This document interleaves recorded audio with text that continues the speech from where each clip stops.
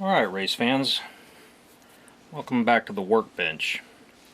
Today we're going to cover a couple of topics here regarding Mega Gs. The older Mega G, the original car, and the late model Mega G Plus. And we're going to take a look at some basic hop-ups that you can do to make these cars more interesting as they come out of the box.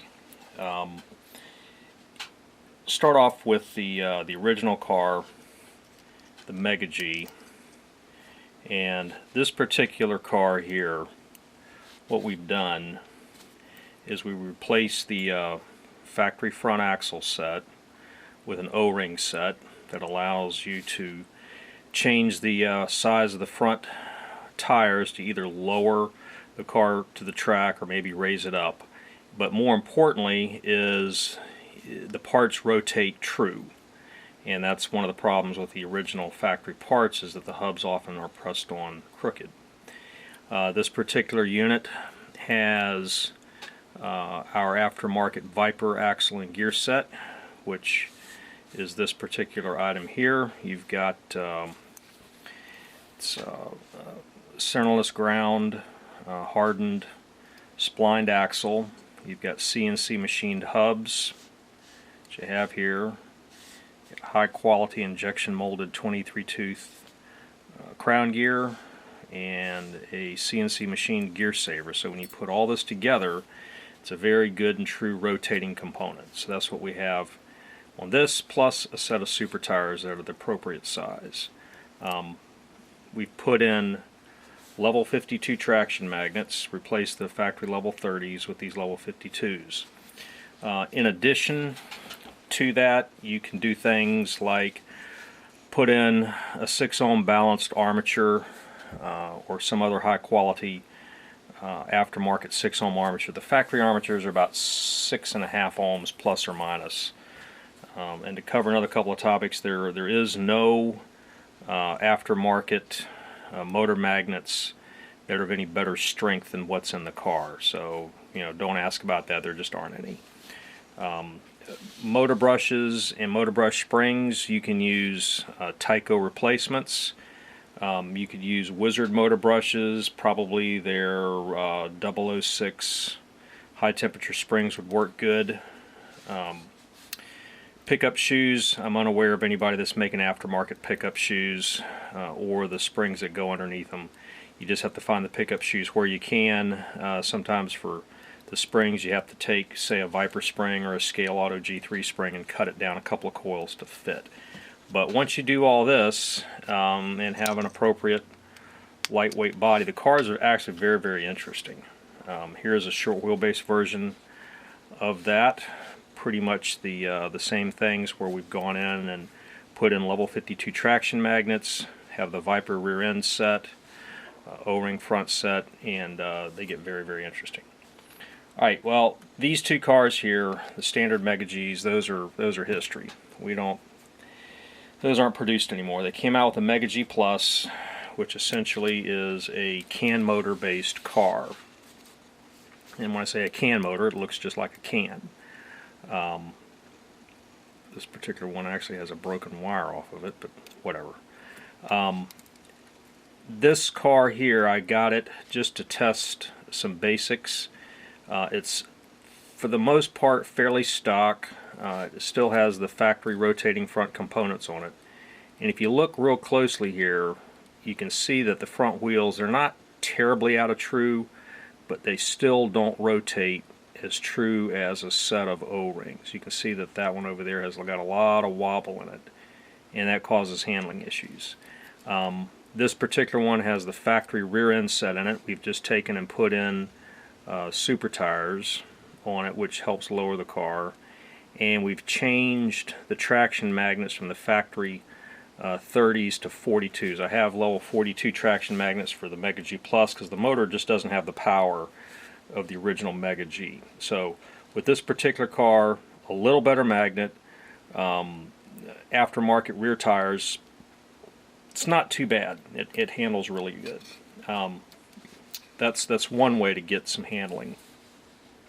The other way is to take the standard factory car, that you have here, you leave the traction magnets alone, because actually they're not terrible. It's just getting the car down to where they can actually do some work. So when you take and put on the O-ring front end set, that'll lower the car down to the track to where it's more parallel, and then with the aftermarket super tires on the rear, that drops the back end down, and you get the car down as low as possible. So this particular car isn't terribly bad. The rear axle is actually pretty good. Things were not terribly out of round, but this particular hub does exhibit a little bit of wobble to it, but it's not terrible. It does pretty good. And in this particular example, we went a little bit further and tried to answer the question for the average consumer: what happens if you're having problems finding, Mega G gear sets? Mega G gear sets, the factory gear, is very, very thin back in here. So a standard aftermarket crown gear, either Viper, Scale Auto, Wizard, a lot of times is too fat and won't fit and clear this little piece back here. Viper did produce a specific 23 tooth crown gear to fit into this product, which is it's just a perfect net fit. But some clubs do have rules where you need to run the stock gear ratio, which is 725. If that's the case, and you're having problems finding the factory rear axle sets, you can use a lifelike T-car rear axle set, assuming you get one that has been put together at the factory reasonably straight. But this relationship right in here, this relationship relative to the Mega G factory gear is identical, and then of course the profile in here is nearly identical. So this is a drop-in fit for the car. Now the lifelike does have some knurling out here on the ends, some child safety issues or whatever. So if you pull the hubs off and want to use some different hubs, you may have to put it in a Dremel and kind of spin it and file them down smooth so they don't gouge any aftermarket hubs. You can also use, this is the interesting thing, this particular example, we've gone in and done a custom build axle set on the back. We've used a lifelike T-car pinion gear.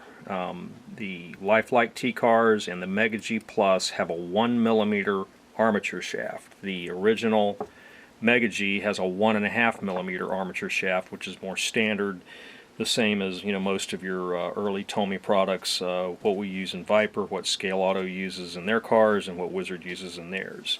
But you can, in a pinch, if you can't get the factory replacement part here, which is, it's got a long shank on it, you can use a lifelike T-car pinion, and we do sell those here at Hardin Creek. So you can get a new 7-tooth pinion, and then this particular unit here, I've taken a stock loose T-car crown gear and built it up on a custom axle set. I've used the gear saver in a different application because I've shimmed the back of the crown gear. I've actually used this to where it doesn't engage the nipple on the pinion, but I've spaced it to where it actually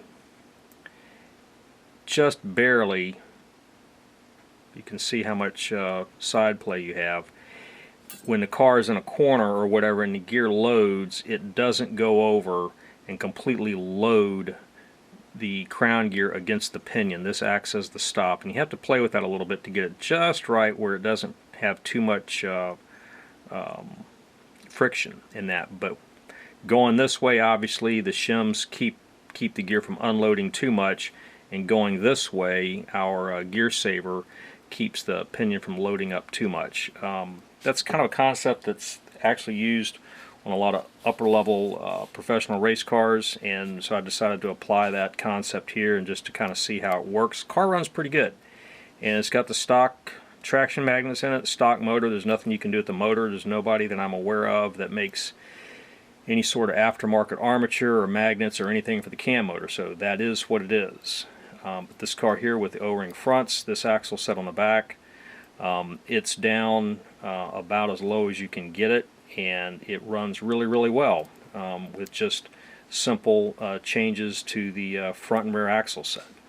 One thing to note in the process of fixing this car up, I had an old Mega G body and had a chassis, didn't have a body for it, so I went and got this old Mega G body and it wouldn't fit on. And what I found is there is some minor difference between late model bodies that come on Mega G and ostensibly what appears to be the same body that came on the original car. So the Mega G Plus, there's something different in this area right in here where they've relieved the bodies to go on very easily, just like that. But when I tried to put this body on the chassis, I would get about there and couldn't get it on. So I had to take the Dremel and get in and relieve a lot of material in here for the can motor to clear the body. So be aware of that maybe on certain early Mega G bodies, if you try to fit them on a Plus chassis, you may have some fitment issues.